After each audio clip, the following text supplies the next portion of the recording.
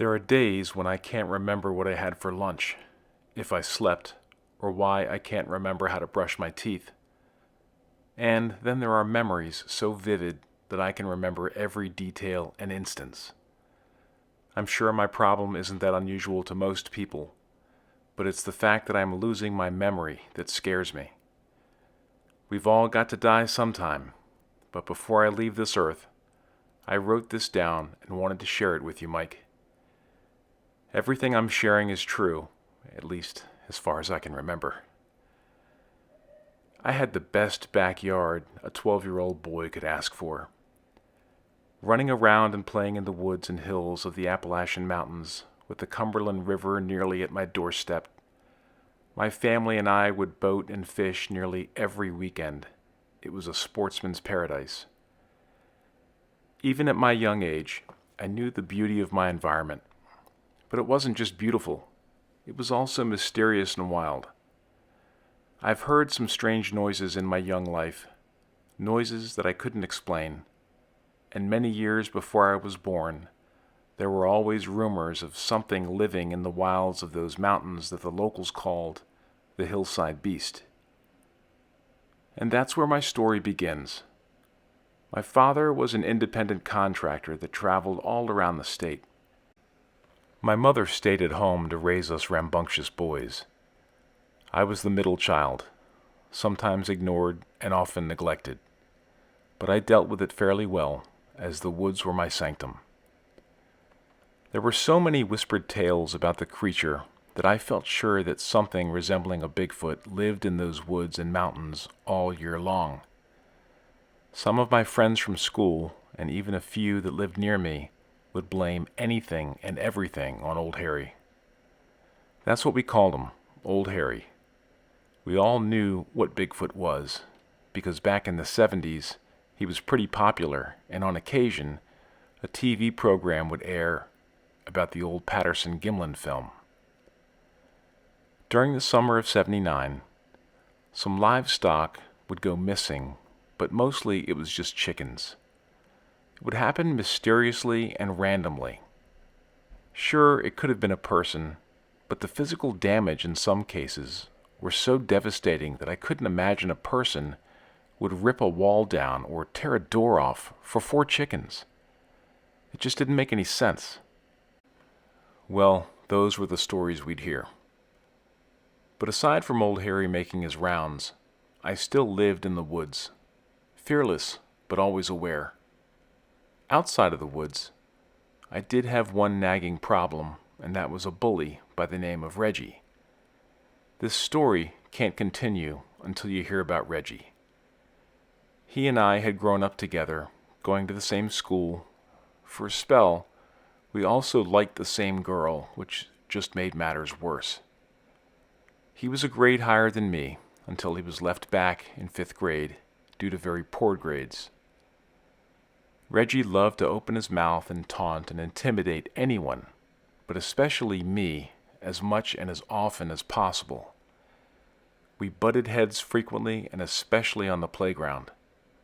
Physically, we were about the same size. Mentally, I was years ahead of him as he had frequent outbursts and tantrums like a baby. Once, as the teacher briefly left the classroom, he'd picked up a chair and thrown it at me. Suffice to say, Reggie had few friends. The teachers seemed oblivious or just didn't care. As I'd mentioned, Reggie wasn't smart, and when the teacher would call on one of us to read something or solve a math problem on the blackboard, Reggie would cower. His greatest weakness was schoolwork.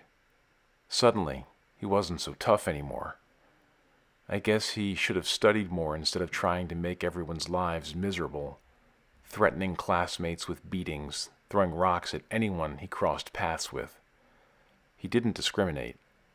He was just as cruel and hostile to the girls, except for one. School was about over, and summer was almost here. Thanks to my dad, I had an opportunity to make some money by helping one of my neighbors, Mr. Will. He was elderly, and I was tasked with chores around his house, barn, chicken coop, and yard. He and my dad were really good friends and used to hunt together, but lately his aches and pains had worsened from the onset of arthritis, and it had caused him to stiffen and lose mobility. Snooping around his home, I'd seen pictures of him and his wife when he served in the military. He used to be a really big man in those days, but now he seemed to be a mere shell of his former self, and widowed. He talked about his wife and family on occasion.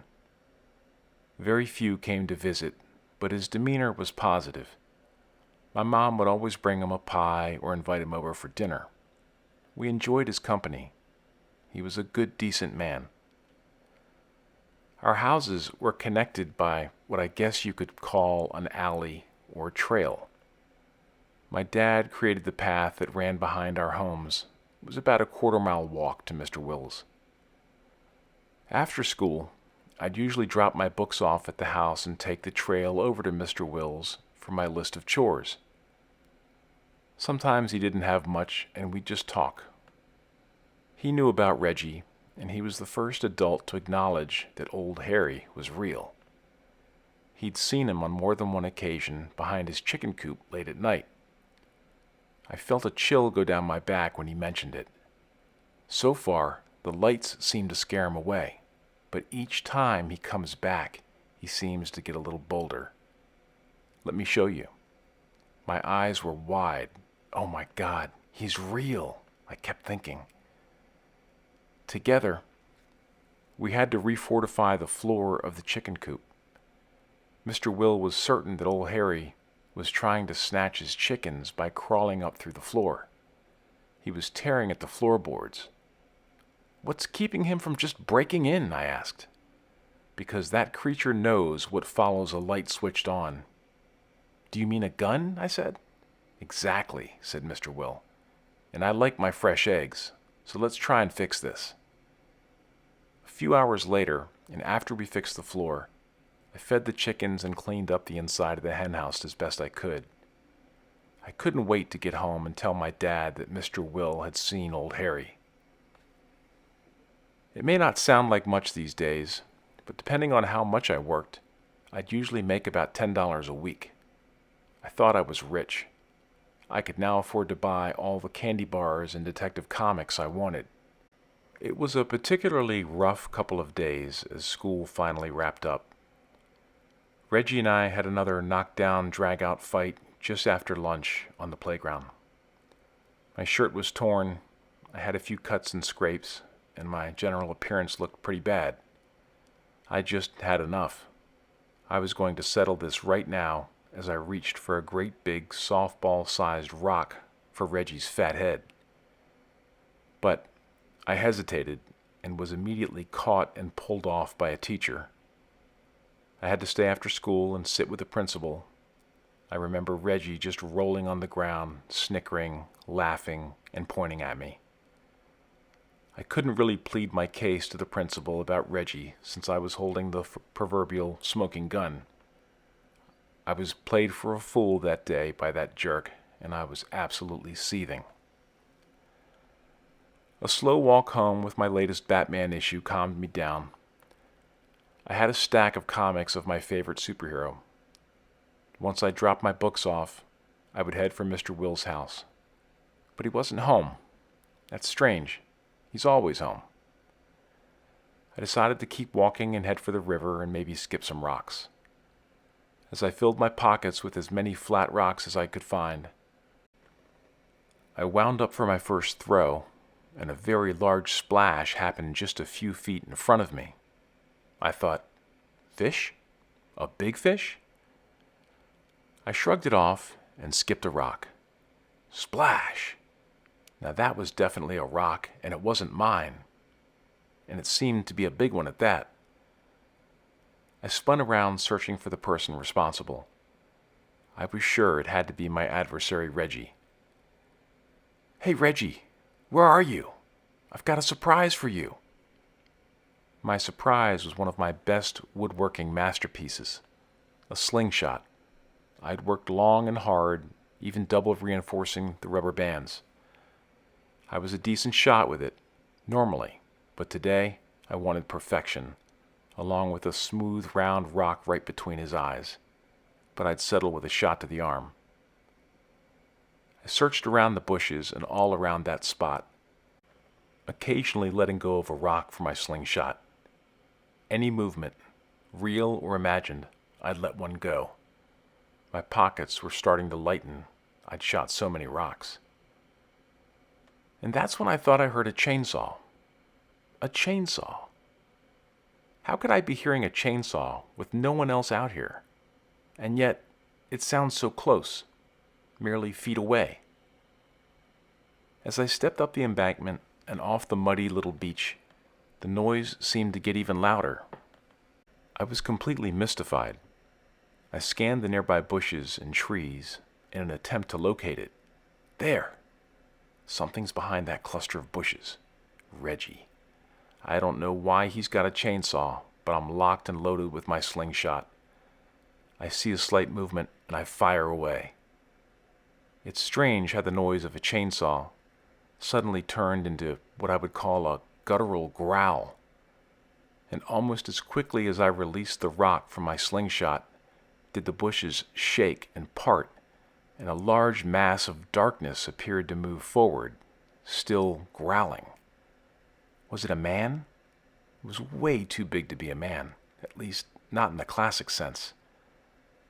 Covered in varying colors of brown hair, or maybe it was fur, it was difficult to tell with the mixing of the shadows from the overhanging trees.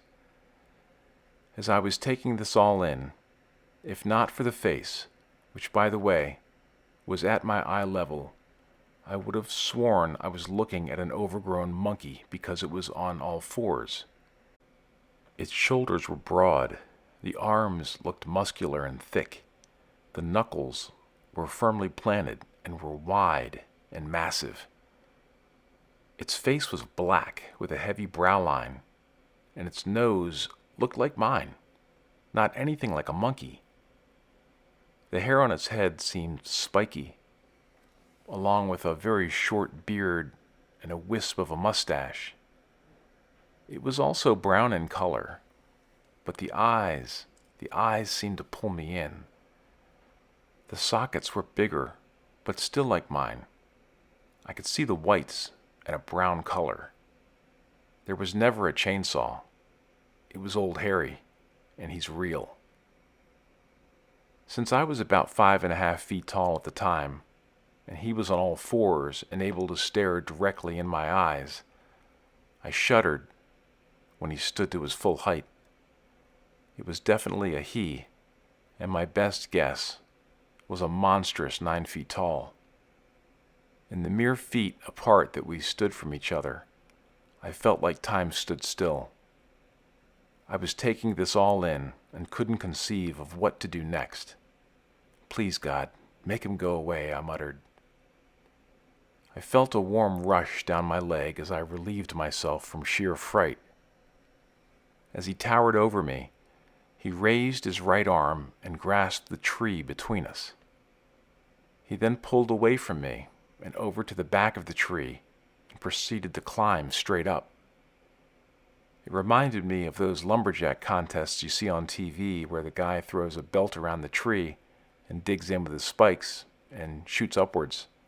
Only, there was no rope and no spikes. This was just freakish. Once again, I thought of a monkey climbing a tree, only this had to outweigh a monkey by a factor of 20.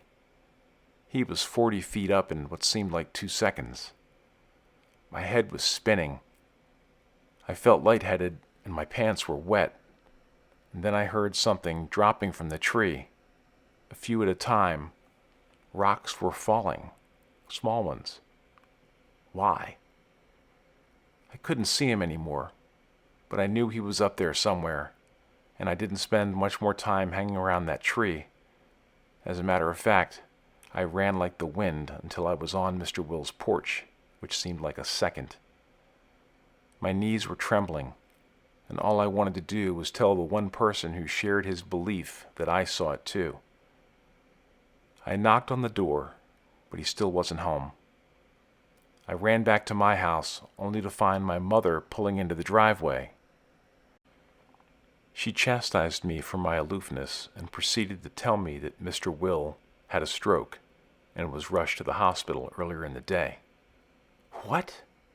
My friend, is he going to be okay? I asked my mom. I don't know. The doctors wanted to talk to his next of kin, so I gave them his son's information. You remember his son, the one who dropped by over Christmas time? I nodded. Maybe we can swing by tomorrow and see if they'll let us visit. She asked where I'd been all day. Where had I been? That's a good question. Well, Mama, I've been out hunting for old Harry, and I found him. He's just about a quarter mile from here. Can I borrow Dad's gun and finish him off? No, that wouldn't work. Let's see. How about I was palling around with Reggie? Nope, that wouldn't work either. She knew how we battled and would never have believed it. I was with Ethan. Yeah, we were playing at the river. Oh, so that's why your pants are wet. Mike, I think most people would call me a fool for what I did next. But the next morning, before breakfast, I snuck off to where I saw old Harry. It was quiet, and as far as I could tell, the coast was clear. I walked over to the tree and looked around for those rocks. There they were. I picked up a few, and I felt like they were the same ones I fired into the bushes, thinking it was Reggie.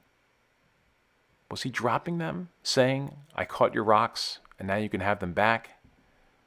It honestly creeped me out. I had no business being there, so I quickly left. Later that day, as my family and I went to visit Mr. Will, his son broke the news that his father wouldn't be coming home and that he was no longer breathing on his own. They wouldn't allow all of us in together, but we could come in with a parent. Once all the others went in, I asked my dad if he'd take me in. Before I said what would be my final goodbye to old Mr. Will, I told them both about my encounter. My dad was speechless at first, but after digesting my story, assured me that it was a case of mistaken identity. More than likely, it was a bear. There was no such thing as Bigfoot or old Harry. I told him he was flat out wrong, and also told him that Mr. Will had seen it too by the chicken coop. Poor Mr. Will. He looked so small and withered, almost lifeless. I just wished he could have heard me.